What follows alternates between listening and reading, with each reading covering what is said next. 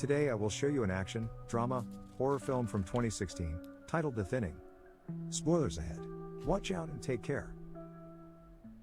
In the near future, the UN requires countries to cut their population by 5% every year in order to combat overpopulation. America gives its students a standardized test every year, and executes the students with the lowest scores. The test is called the 10 to 241 or the thinning. In Austin, Texas, students prepare for the thinning, which takes place in 18 hours.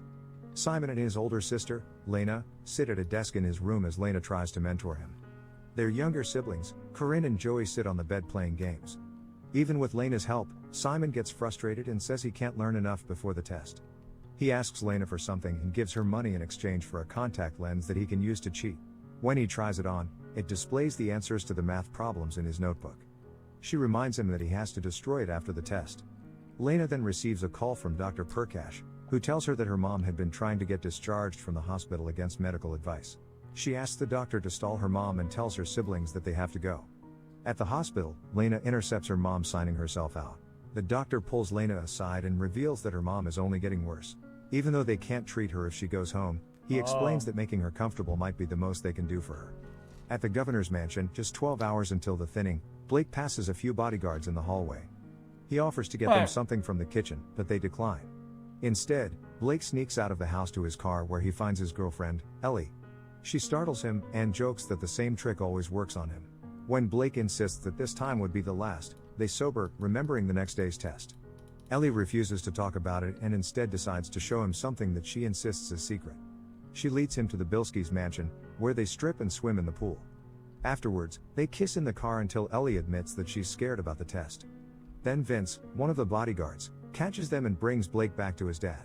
Blake's dad, Governor Redding, lectures his son and tells him that while it's okay to have fun, that he has to pick better moments. He insists that Ellie is a distraction that Blake can't afford until he gets through tomorrow's test, and his final test next year. After that, Blake can be distracted for the rest of his life. Governor Redding gives Blake a hug before he leaves the room. 3 hours before the thinning, guards patrol a militaristic school surrounded in chain-link fences, barbed wire, and cameras. Students approach the facility, watched by guards in black masks. Simon bumps into another student, drops his contact lens, and is unable to find it. The guard orders him to keep moving. Blake approaches Lena as she watches students saying goodbye to their parents. He asks for a study guide, but she explains that she gave the last one away. Kellen, her friend, asks about Blake, but she insists that she barely knows him. The guards check students for cheating devices, and when one guilty student is discovered, they chase him down and catch him with a net.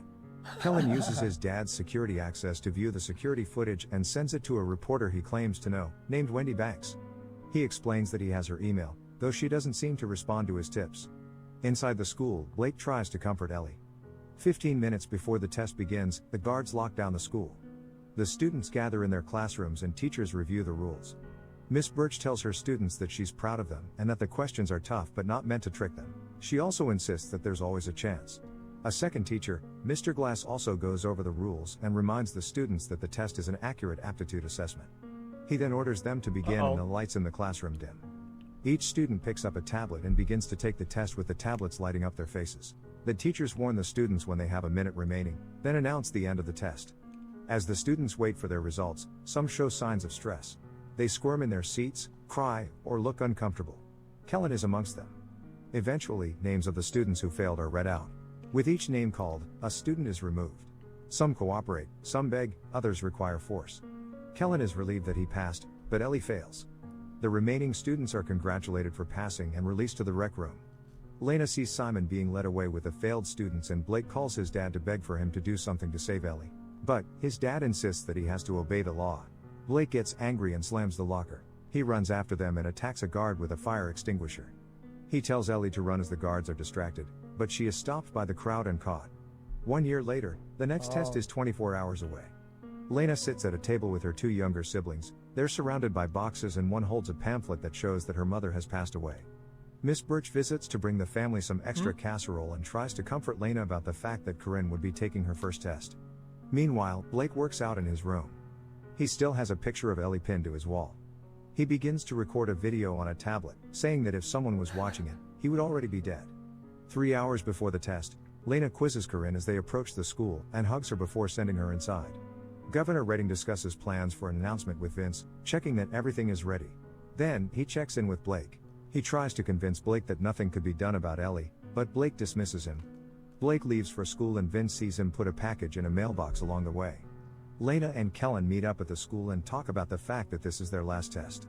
Kellen admits that he is nervous but recognizes that Lena probably isn't because of how smart she is. Instead, she's more nervous about Corinne than herself. On the way inside, Kellen runs into Wade, a quarterback that goes on to bully another kid. They wonder if he's actually smart enough to have survived this long. 15 minutes before the test, the school is locked down again. At the mansion, Vince approaches Governor Redding about his son and shows him the package Blake had tried to deliver. Inside is Blake's tablet where he recorded a video explaining his plan to intentionally fail the test. In the video he explains that if his dad wants to stand by this system, he'd have to stand by the system that killed his son. The governor demands for his son to be brought home, but the school is locked down and he throws a chair in frustration. Then he tells the other bodyguard to leave the room. Back at the facility, Blake waits to take his test and a dark-haired girl named Sarah looks at Mr. Glass. She'd slept with him to try to get a passing score. He doesn't meet her gaze. In a classroom of younger kids, Miss Cole shows her students a video before their first test. The video is created by a company called Ashuru Global and consists of a cartoon Earth explaining why the test had been implemented, as a way to deal with overpopulation. It lists how some other countries killed their elderly or restricted the amount of children a couple could have, but that America only lets the smart kids live there, allowing it to become the best country again. The video portrays the kids that failed the test as merely helping the planet to feel better. Miss Cole steps outside to take a minute for herself. A guard tells her that someone else can give the test if she's not up for it, but she declines the offer. She returns to the classroom as the kids finish the video and clap. She directs them to take the exciting test they've been practicing for. The older students also start the test. From the control room, Mason King watches over them and receives a call, which he answers. Blake finishes his test early in the classroom and Mr. Glass notices. Amongst the smaller kids, Nathan raises his hand for help on a question, but Miss Cole isn't allowed to help him, so she tells him to do his best. Once the test is finished, Miss Cole tells the students to stand up and follow the leader if their name is called. The teachers read out the names of the failed students. Among them are Nathan, Sarah, and Lena, but not Blake. Mason calls the mayor to confirm that the transfer was successful and that Blake is safe. The mayor then approves the commencement of the thinning. Blake watches as the failed kids are sent down the hall. Miss Birch runs to intercept a guard and insists that Lena is the best student she's had and that she can't believe that Lena could have failed. The guard checks with his superiors, but they insist that there's no problem and he's told to send Lena off. The teacher holds on to Lena for a moment and slips her a keycard, reminding her that there's always a chance and telling her to get away. In the rec room, students are congratulated for making it. They eat and dance to music. Miss Birch spots Mr. Glass flirting with another dark-haired student. Elsewhere, Governor Redding takes steps on stage for a big announcement. He starts by talking about all the ways he's improved things during his time as governor. He talks about the difficult but necessary decisions that had to be made.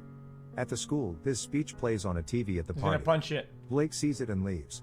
As the governor continues to discuss how the thinning is not a barbaric practice, but is instead leading in innovation and an effort to make the population the best it can be, the failed kids are being led down a hallway.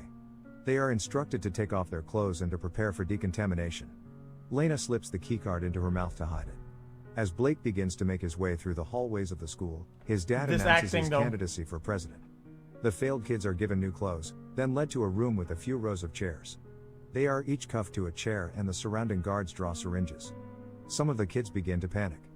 In the hallway, Blake acts hurt to lure a guard towards him, then knocks him out. Then, he makes his way to the control room and sneaks inside after Mason leaves it. He tries to use the computer, but it requires a login. Oh my God, so instead he shuts off the power to the school right as Mason has discovered the unconscious guard. Some of the failed kids are freed from their restraints and the guards try to regain control. Lena escapes during the chaos, opening the door with Miss Birch's keycard. Mason calls for Kellen's dad, Victor Wood, to be sent to the control room to fix the down system. The guards fetch him from the party, insisting that it is just a minor power outage to the rest of the guests. Mason then checks on the failed kids, who are back under the guards' control. He asks if they've done a head count, and discovers they hadn't. They discover that Lena is missing. A guard notices Lena trying to get out a door, but she introduces herself as Miss Birch and tells him that she'd called him when she'd seen a student run down the stairwell. Once he turns his back to her, she attacks. Blake shows up and the two of them take the guard down. Lena and Blake talk and Lena insists that she couldn't have failed the test. Blake admits that he failed on purpose, but that his dad got him out. Wait, Lena what about the other girl, realizes though? that something is off, and when Blake sets off an alarm, they climb into a vent to escape. Mason decides that the school will stay in lockdown until the situation is resolved, even as they surpass the time where parents were expecting to see their children. He hears about another guard who'd been attacked by someone who claimed to be a teacher, so he calls for all the teachers to be brought to a holding room. Lena and Blake talk about Lena selling cheats to desperate kids for the test. Blake judges her for taking advantage of them until she reveals that it was a desperate attempt to pay for her mom's treatments, which still wasn't enough. Blake apologizes for judging her. They start heading towards the server room through the vents. Governor Redding's interview is interrupted by news of the prolonged shutdown at the school, and the news anchor asks him about it. The governor stumbles without any information, but insists that things will be resolved soon. Mason addresses the teachers and tells them to present their IDs and keycards. The governor calls him to get details about the situation and angrily tells them to figure it out quickly. Blake and Lena continue through the vents until Blake falls through one and into a pool below. Lena jumps in after him to save him and gets him to the edge of the pool, where she resuscitates him with CPR. They get dry clothes from the lockers and change, turning their backs to each other for privacy. Lena finds another vent and they climb back in. In the rec room, the students who passed begin to get impatient with the guards, and one of the guards beats up a student. Kellen records it on his phone and sends it to Wendy. Lena and Blake reach the outside of the server room, but the keycard falls out of Lena's pocket.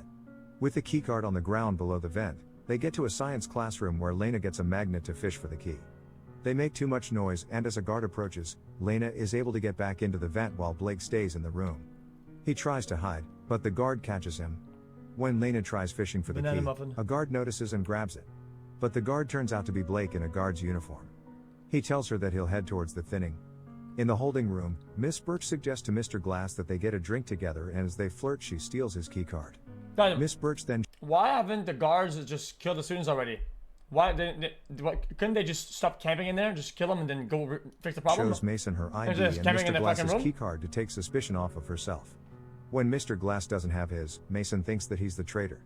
Lena arrives in the server room and finds a computer. She tries to use her keycard, but it requires Mason's password. She messages Kellen to get his help, only to find out he's offline. Kellen receives Lena's message right as his dad returns the power. He sends her a video of Mason typing in his password, allowing her to copy it and get in. She checks Corinne's test score first and is relieved to see that she passed with an 86%. Next, she checks hers, to find that she got a 98% but still failed. Meanwhile, Wade had passed with a 42%, and Blake passed with a 15%. She also checks Ellie's score and finds that she failed, but got a score of 88%. She sees news coverage of Governor Redding claiming that Lena, after failing her test, had attacked several guards, killing 2 of them, and escaped. He places the blame for the shutdown on her. Meanwhile, Wendy sees the video that Kellen sent of the guard beating up a passing student, and she realizes that what is happening doesn't match the official story. Who is that? She responds to Kellen and broadcasts the footage. When Lena realizes that Kellen sent out footage from within the school, she sends him images of the score. Then Mason and Victor spot her on the cameras and she runs. Blake finds the thinning and tries to trick the guards into bringing the failed students to the recreation hall, but they won't accept orders from anyone besides Mason, so he tries to fight the guards. Lena is caught by Mason, insisting she has proof that she passed, but he sends her to the thinning where she finds that Blake has been subdued. Kellen receives Lena's proof of the test scores, both hers and Ellie's, so he sends the images to Wendy. Wendy reports on the documentation she'd received about the falsified test scores. She reveals that Lena failed despite having the highest score in the school, while Blake, son of the governor, had passed despite receiving the lowest score. At the mansion, Vince insists that Governor Redding has to shut this down and let Lena go, but Redding insists there's one more move. Mason calls to ask for his approval to commence the thinning, which he denies, saying that the list needs to be revised. Once changes are made, Lena is freed and told that she had passed. She goes to Blake and kisses him.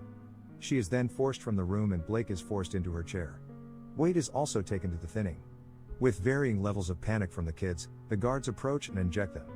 Blake loses consciousness and the school is taken out of lockdown. Lena reunites with her little sister outside, hugging her with tears in her eyes. She's also joined by Miss Birch. Kellen hugs his dad, both smiling and relieved. The parents whose kids don't return to them begin to mourn as Wendy reports that Mason King has been taken in for questioning regarding his involvement with the altered test scores. Wendy's report continues that suspicions of Redding's involvement were discounted once it was discovered that his son had been amongst the failed students. Redding announces that he will help to investigate the occurrences and continues by using Blake's failure to appeal to voters that he was just like that. Okay guys, I think this is probably the worst one we're going to watch. A large truck approaches a new facility. The failed students, including Blake, are lowered into the building by elevator. They find a factory that builds the tablets the tests are taken on, where previous failed students are put to work. Is the time one good? It's a good movie? Guys, this was ass. And it's not because Logan is in the movie. I don't mind that. Yeah, I don't really give a shit. It was just the plot is just garbage. The idea of the plot is good if, in my opinion, if they deepened the importance of the main topic without going to the dog shit storylines that don't make sense, that have just holes in the plot. And it's fucking ass crack. It's just garbage. The plot is in mid. I think the plot is good if you explore entirely in all of its intricacies. Okay.